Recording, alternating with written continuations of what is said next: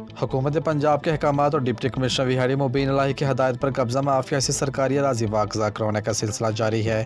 ضلع کی تینوں تحصیلوں وہاڑی، بورے والا اور میلسی میں اسسٹنٹ کمشنرز کی بھرپور کارروائیاں۔ اسسٹنٹ کمشنر وہاڑی محمد جعفر چودھری نے چک نمبر 21 WB میں 40 لاکھ روپے مالیت کی 2 ایکڑ 4 کنال اراضی واگزا کروائی۔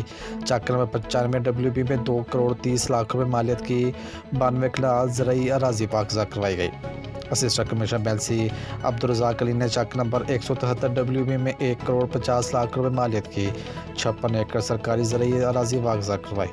اسسٹنٹ کمشنر بورے والا عمر فاروق نے مرزی پورہ گلی نمبر 7 میں 4 کنال سرکاری رقبہ قابضین سے واگزا کروایا۔ اس موقع پر اسسٹنٹ کمشنرز کا کہنا تھا حکومت پنجاب کی ہدایت کے مطابق قابضین کے خلاف کریک ڈاؤن بھرپور طریقے سے جاری رہے گا، کسی کو بھی سرکاری اراضی پر قبضہ نہیں کرنے دیں گے۔ مزید خبروں کے لیے دیکھتے رہیے پاسبان لائیو نیوز HD۔ آپ ہمیں فیس بک اور YouTube پر بھی فالو کر سکتے ہیں۔